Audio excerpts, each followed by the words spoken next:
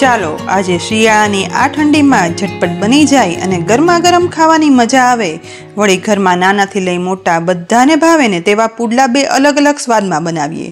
પહેલા જે બધાને બનાવી શકે અને તીખા પુડલા આપણે શિયાળામાં મળતી લીલી ભાજી સાથે બાળકોને ભાવીએ ને તેમ બનાવીએ. પણ બીજા ગોળના ગળિયા પુડલા આજે પરફેક્ટ માપ સાથે અને એવી સહેલી રીતે બનાવશું ને કે જો તમે પહેલી વખત મીઠા પુડલા બનાવતા હશો ને તો પણ પરફેક્ટ જ બનશે. તીખા પુડલા હંમેશા બેસનમાંથી બનાવીએ છીએ, તો મેં અહીં 1 કપ બેસન ચાળી મોટા બાઉલમાં લીધો છે. પુડલાને જરા એવા ક્રિસ્પી કરવા માટે 1 ટેબલસ્પૂન રવો ઉમેરશું. સાથે સ્વાદ પ્રમાણે આદુ મરચાંની પેસ્ટ અને અત્યારે ખૂબ મળતી લીલી મેથીની ભાજી થોડી એવી સમારીને ઉમેરવાની, જેનાથી આ તીખા પુડલાનો સ્વાદ એકદમ મસ્ત આવે. મસાલામાં 1/8 ટીસ્પૂન હળદર પાવડર, 1/4 ટીસ્પૂન હિંગ, 3/4 ટીસ્પૂન મીઠું, 1/2 ટીસ્પૂન ચીલી ફ્લેક્સ ઉમેરી આ પુડલામાં થોડી ખટાશ માટે 1/2 કપ છાશ ઉમેરવાની. હવે 1 કપ પાણી લઈને જોઈએ ને એ પ્રમાણે પાણી ઉમેરતા જઈ અને વિસ્કર વડે વિસ્ક કરી પુડલા માટેનું બેટર બનાવશું. અહીં પાણી એકસાથે ના ઉમેરતા થોડું થોડું ઉમેરતા જવાનું અને મિક્સ કરતા જવાનું, જેથી શું થશે કે આ બેસનના મિશ્રણમાં લમ્પ્સ નહીં રહે. ટોટલ 1/4 કપ પાણી વાપર્યા પછી પુડલા પાડવા માટેની કન્સિસ્ટન્સી જોઈએ ને તેવું મિશ્રણ તૈયાર થઈ ગયું છે. તો આ સમયે ઢાંકણ ઢાંકી આ મિશ્રણને 10 મિનિટ માટે રેસ્ટ આપી દઈએ. જો રેસ્ટ ના આપો અને તુરંત જ પુડલા કરવા હોય ને તો પણ આ મિશ્રણમાંથી કરી શકાય છે. 10 મિનિટ પછી જુઓ, ખાટી છાશ ઉમેરવાને લીધે આ મિશ્રણમાં એકદમ બબલ્સ થઈ ગયા છે. તો મિશ્રણને સહેજ એવું મિક્સ કરી મિશ્રણની કન્સિસ્ટન્સી ચેક કર્યા પછી પુડલા બનાવવા માટે નોનસ્ટિક તવાને ગેસની મીડિયમ ફ્લેમ પર ગરમ કરવા રાખી દીધો છે. તો સૌથી પહેલાં તેની ઉપર 1/2 ટીસ્પૂન જેવું તેલ ઉમેરી ભીના કોટનના કપડા વડે તવા પર લૂછી લઈશું, જેથી તવાનું ટેમ્પરેચર છે ને તે બેલેન્સ થઈ જશે. ત્યાર પછી બનાવેલા બેટરમાંથી 1/2 મોટો ચમચો જેટલું બેટર નોનસ્ટિક તવા પર ઉમેરી અને આ રીતે ગોળ ગોળ ફેલાવતા જઈ અને પતલો પુડલો સ્પ્રેડ કરી લેવાનો છે. મિશ્રણમાંથી ગોળ પુડલો સ્પ્રેડ થઈ જાય ને એટલે અત્યારે આવતી લીલી ડુંગળીના ઝીણા સમારેલા ટુકડા બનેલા પુડલા ઉપર સ્પ્રેડ કરશું. એ જ રીતે લીલા લસણના ઝીણા સમારેલા ટુકડા છે ને તે પણ ઉપરથી સ્પ્રેડ કરી દેવાના, જેને લીધે આ પુડલાનો સ્વાદ છે ને એકદમ સરસ અને અનોખો બને છે. હવે હાથથી સહેજ એવું પ્રેસ કર્યા પછી ગેસની મીડિયમ ફ્લેમ પર આ પુડલો થવા દઈએ. એક સાઈડ લગભગ 1 થી 1.5 મિનિટ સુધી ચડ્યા પછી શેકાતા પુડલાની આસપાસ લગભગ 1/2 ટીસ્પૂન તેલ સ્પ્રેડ કરી લેવાનું. ત્યાર પછી આ પુડલાને તવાથી અલગ કરી અને સાઈડ ચેન્જ કરી લેવાની. નોનસ્ટિક તવો છે એટલે આમાંથી પુડલો તો ઇઝીલી અલગ થઈ જ જશે, પરંતુ નોનસ્ટિક પેન ના હોય ને તો પણ સાદી રોટલીના તવા પર આ પુડલા ઇઝીલી બની જાય છે. બીજી સાઈડ પણ લગભગ 1 થી 1.5 મિનિટ પુડલાને શેકાવા દઈએ. વચ્ચે થોડું એવું તેલ પણ સ્પ્રેડ કરી દઈએ અને ઉપરથી પ્રેસ કરતા જઈ હવે આ પુડલાની સાઈડ ચેન્જ કરતા નીચે તરફ જુઓ, લીલી ડુંગળી લસણ બધું સહેજ એવું શેકાય અને એકદમ સુગંધીદાર મેથી લીલી ડુંગળી લીલા લસણના પુડલા બની તૈયાર થઈ ગયા છે. તો ગોલ્ડન બ્રાઉન શેકાયેલા આ પુડલાને ફોલ્ડ કરી અને ડીશમાં સોસ અને લીલી ચટણી સાથે પીરસી લઈએ. એ જ રીતે હવે ફરીથી ગરમ તવાને કોટનના ભીના કપડા વડે સાફ કરી બેટર ઉમેરી બીજું પુડલું પણ તૈયાર કરી લેવાનું. માત્ર 10 મિનિટમાં બની જતા આ પુડલા બાળકોથી લઈ મોટા બધાને ગરમા ગરમ તીખા ટેસ્ટી ખાવાની મજા આવી જાય. સાથે ગરમા ગરમ ચા હોય ને એટલે કાંઈ જ ન જોઈએ. પણ હા, આપણા ગુજરાતી ઘરોમાં તો તીખા પુડલાની સાથે મીઠા પુડલા પણ બને જ. તો ચાલો આજે મીઠા પુડલા પરફેક્ટ માપ સાથે બનાવીએ.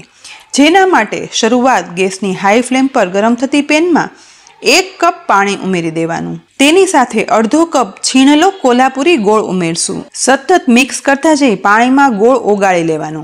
અહીં બને તો કોલ્હાપુરી ગોળ જ વાપરો, જેથી પુડલા છે ને તે કલરમાં એકદમ ઉજળા બને. પણ જો દેશી ગોળ વાપરતા હોય ને તો પણ પુડલા એકદમ સોનેરી ગોલ્ડન કલરના ઉજળા બનાવવા માટે એક ટિપ્સ હું આ વિડીયોમાં આગળ તમને બતાવીશ. મિક્સ કરતા જઈ હવે બધો ગોળ પાણીમાં ઓગળી ગળ્યું પાણી તૈયાર થઈ ગયું છે. તો ગેસ પરથી આ પેનને ઉતારી બનેલા ગળ્યા પાણીને સાવ ઠંડુ થવા દઈએ.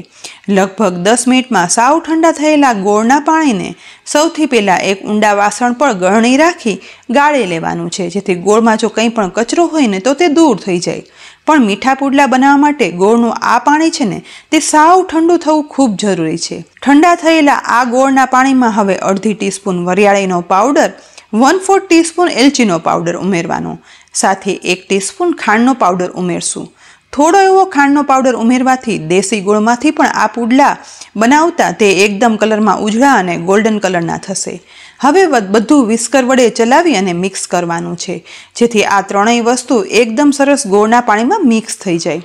ત્યાર પછી મેં અહીં ઘઉંનો લોટ, જે આપણે રોટલી કરવામાં વાપરીએ છીએ ને, તે 1 કપ લીધો છે.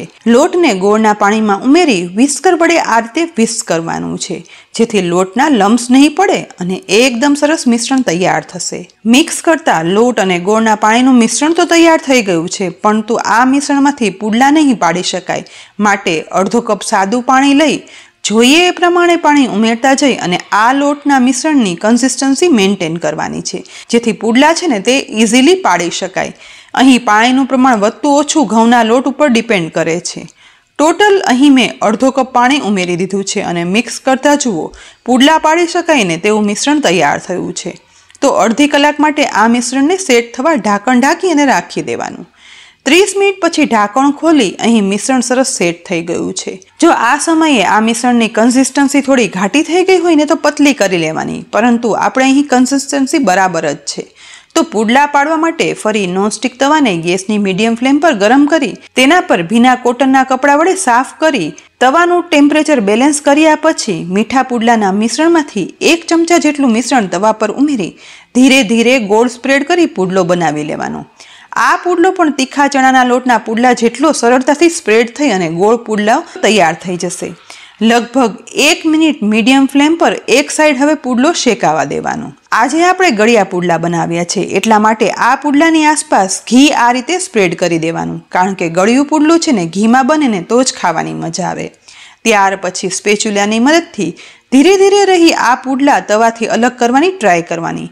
પણ ચણાના લોટના તીખા પુડલાની જેટલી સરળતાથી આ પુડલું ઉથલશે નહીં, કારણ કે ઘઉંના લોટના લીધે આ પુડલા વધારે સોફ્ટ બને છે. માટે ધીમે ધીમે કરી બધી સાઈડથી તવાથી અલગ કરી ત્યાર પછી ધીરે રહી તેની સાઈડ ચેન્જ કરી લેવાની. જુઓ, સહેજ જ ધ્યાન રાખતા ઇઝીલી આ પુડલાની સાઈડ ચેન્જ થઈ જાય છે. અહીં એક સાઈડ એકદમ ગોલ્ડન કલર સાથે પુડલો સરસ શેકાઈ ગયો છે, તો બીજી સાઈડ પણ પ્રેસ કરતા જઈ અને શેકવાનું છે. સાથે સાથે બીજી બાજુ પણ થોડું એવું ઘી પુડલાની આસપાસ સ્પ્રેડ કરી દેવાનું. પણ આ પુડલો કરવા સમયે યાદ રાખવાનું કે ગેસની ફ્લેમ મીડિયમ ટુ લો રાખવાની અને એક સાઈડ પરફેક્ટ પુડલું શેકાશે ને તો જ આ પુડલાની સાઈડ ચેન્જ થઈ ઉથલાવી શકાય. બીજી સાઈડ પણ ચેન્જ કરતા ફરીથી જુઓ એકદમ સરસ ગોલ્ડન બ્રાઉન શેકાઈ ગયું છે આ પુડલું. પણ જો આ પુડલું તમારે વધારે ક્રિસ્પી બનાવવું હોય ને તો સાઈડ ચેન્જ કરતા જઈ અને વધારે શેકવાનું, અને બંને સાઈડ ગોલ્ડન બ્રાઉન ક્રિસ્પી શેકાઈ જાય ને એટલે પુડલાને એક સાઈડથી ફોલ્ડ કરી ગેસ પરથી ઉતારી લઈએ અને ગરમા ગરમ પીરસી લઈએ. ઉપરથી ક્રિસ્પી અને અંદરથી સોફ્ટ બનતા આ ગળિયા પુડલા જેટલા બનાવવામાં અઘરા લાગે છે ને, પણ આ માપ સાથે બનાવશો ને તો એકદમ સહેલાઈથી અને એકદમ સરળ રીતે પહેલી વખતમાં જ બની જશે. બસ આ જ રીતે ફરીથી તવાને ભીના કપડાથી લૂછી અને ગળિયા પુડલાના મિશ્રણમાંથી બીજું મીઠું પુડલું પણ પાળી અને તૈયાર કરી લેવાનું છે. ક્રિસ્પી ચવાણા ચેવડા સાથે ખાવ કે પછી ચટણી સાથે ચોખ્ખા ઘીમાં બનેલા ગળિયા પુડલા પણ ઘરમાં બધાને ભાવશે જ. તો આજે આપણે એકદમ સહેલી રીતે શિયાળામાં ગરમા ગરમ ખાવાની મજા આવે ને તેવા તીખા પુડલા અને ગોળવાળા ગળિયા એટલે કે મીઠા પુડલા બનાવીએ. તમને આ રીત કેવી લાગી? શિયાળામાં જરૂરથી બનાવજો અને પછી કહેજો કે ઘરમાં બધાને કયા પુડલા વધારે ભાવ્યા. રેસીપી ઉપયોગી લાગી હોય ને તો લાઇક કરી અને શેર કરજો. સાથે જ અમારી યુટ્યુબ ચેનલ સબસ્ક્રાઈબ કરી અમારા ફેસબુક પેજને લાઇક કરી અને ફોલો કરજો. તેની સાથે અમારી કિચન સિરીઝ વોટ્સએપ ચેનલ છે, તેને ફોલો કરવાનું બિલકુલ ના ભૂલતા. આવતીકાલે ફરી મળશું નવી રેસીપી સાથે. ત્યાં સુધી આવજો.